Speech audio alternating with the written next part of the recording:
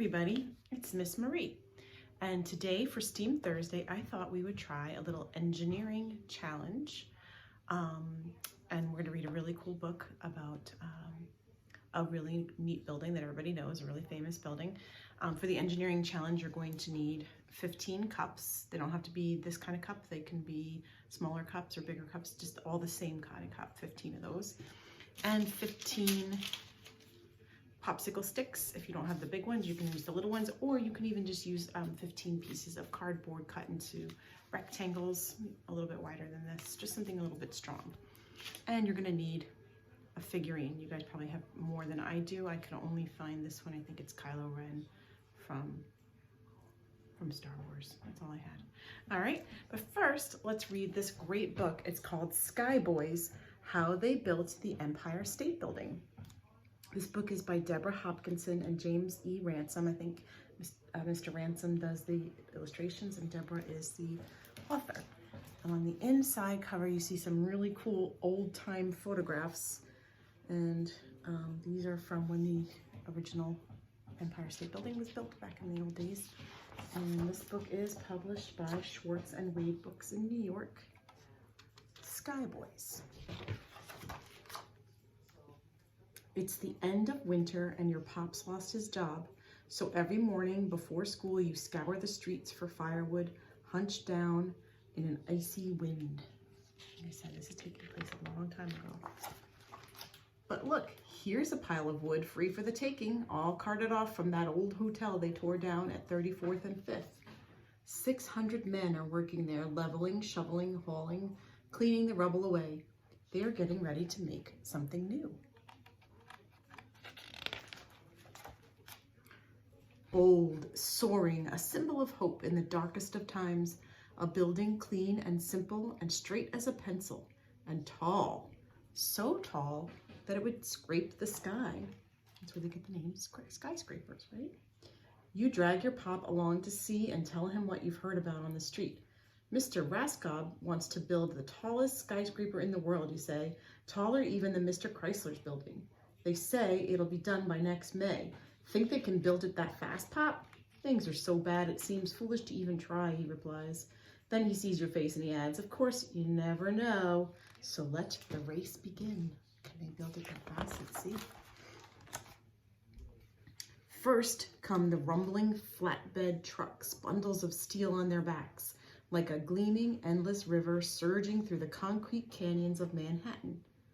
And you can see how old-fashioned the cars are.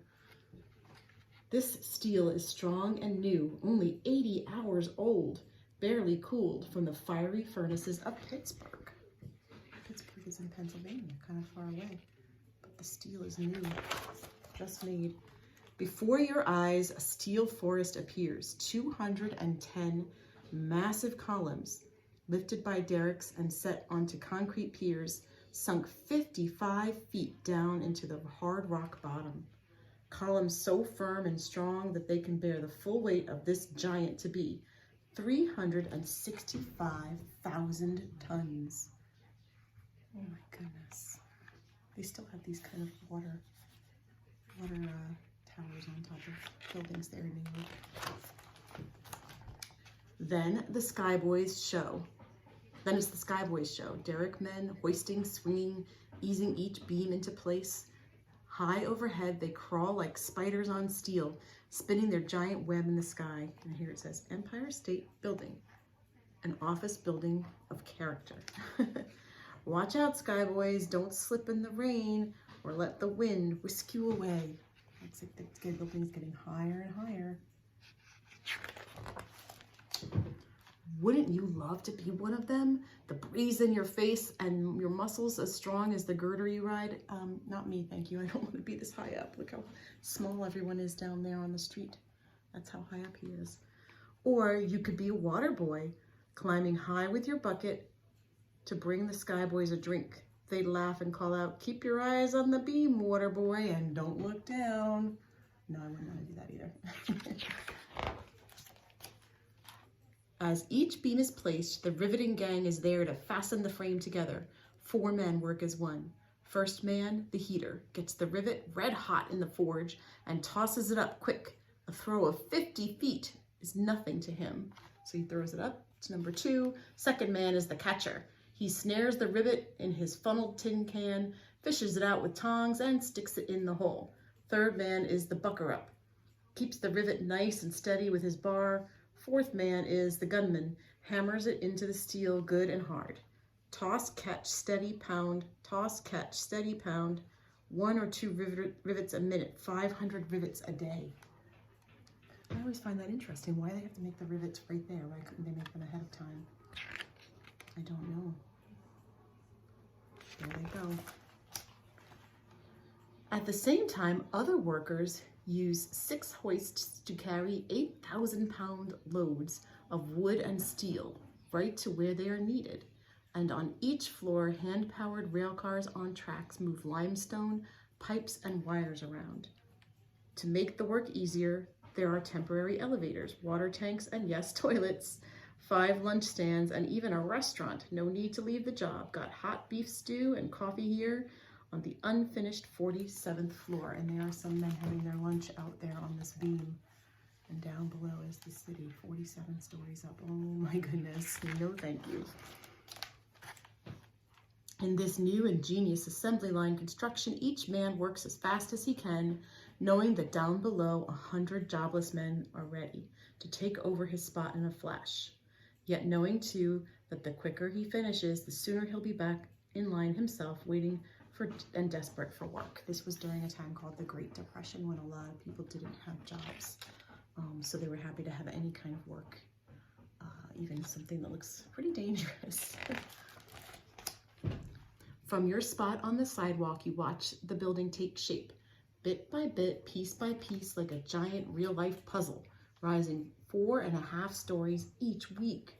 In November, the Sky Boys give a cheer. The skeleton has a skin. All 102 stories are done. So the outside of the building is done by November. See, here we have June, July, August, and November. This is just 4 months worth of work. Look how much it did. Wow. And by March, the mast on the top makes this the tallest building in the world. 5:42 p.m., March 18th, 1931. There they are putting a flag on top of the Empire State Building. Oh my goodness, tallest building in the world back then. Not anymore. Like a general launching an attack, the builder sends in more men, bricklayers, masons, carpenters, electricians, plumbers, all hammering, nailing, wiring, and cutting morning till night, week after week, month after month. Now they've got to fill the inside of the building, right? The outside is done, which is a good thing because it was winter. But now it's May, spring again. May 1st, 1931, opening day, finished in record time. 60,000 tons of steel, 10 million bricks, 2,000 tons of marble, 6,500 windows, 70 miles of water pipes, 1,860 stairs. 1 year and 45 days, 7 million man hours. That means 7 million hours of people's work, right? More than 3,000 men, a triumph of speed, safety, and efficiency, and something else, beauty. This truly is a really beautiful building. The ribbon is cut, the crowds swarm in. Amazing, spectacular. Now the world can see what New York City is all about.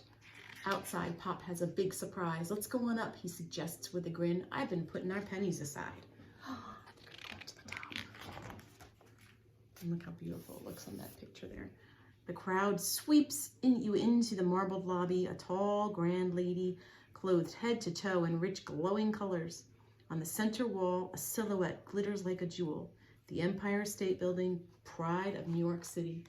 To go to the top, it's $1 for adults and 2 bits for kids. So $1 for adults, 50 cents for kids. That was a lot of money back then. Hop on board for the longest elevator ride of your life. Just swallow if your ears start to hurt. You go up so high, sometimes your ears pop inside there. In no time, you are there. But even on tiptoe, you can't see a thing. Then whoosh, you're up on your Pop's back. Gee whiz, you shout, we're at the top of the world. Pop shakes his head, disbelieving. If we can do this, we can do anything, he says. Itching to see it all, you jump down and race around the deck. North and south and east and west, all Manhattan lies at your feet. Say, Pop, you call, do you think there's a kid just like me way down there looking at us up here? So here they are on the observation deck at the top of the Empire State Building, looking out at the city. After a while, the sun slips away. Tiny lights and stars flicker on. Bright threads of taxis lace the darkness below. The great city shimmers and hums. All around, folks are starting to leave, but you beg, please, Pop, a few minutes more. But it's time. So with one last look, you head down to Earth. So they stay up there for hours to enjoy that view. On the walk home, you're fuzzy with sleep, holding tight to your father's rough hand. But then at the corner, you turn and you stop short in surprise. Look, Pop, we can still see it from here because it's so big. It dominates the whole skyline, right? Oh, how it lights up the night. And that is the end of that story. And the Empire State Building is still there, and they often change the lights on the top to different colors. I think sometimes green for St. Patrick's Day, maybe red, white, and blue for 4th of July, or red for Valentine's Day. So it's pretty cool, and it's still there. So now I'm gonna turn the camera down so you can see my cups are here, and my sticks and my figure. It's gonna be a little hard to show you, so you might have to just do more without me. Let's see if I do this. Okay, so our goal for today is to build the tallest tower we can that can support our little figurine. Now, I bet you have better ones at home, so we could just go like this, but then we're not using all 15 of our cups, right? And that's not the tallest it can be. It's not that sturdy either. So you could also start using sticks in the middle to make it a little bit stronger. I'm gonna start over because I'm not sure if I like this one. Or maybe I can do one at a time. Ooh, nope, that's not too sturdy. Let's see, let's try.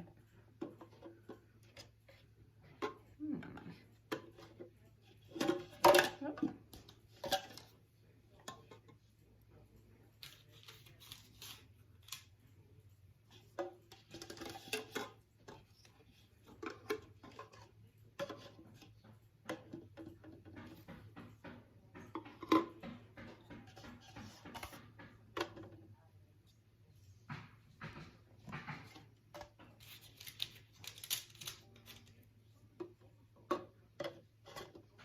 That's not gonna work. What if I do 2 sticks on the top? Ooh.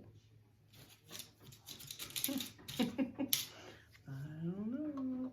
All right, well, I'm gonna just keep trying here, and I'll take a picture and send it to you at the end. Bye-bye, see you next week.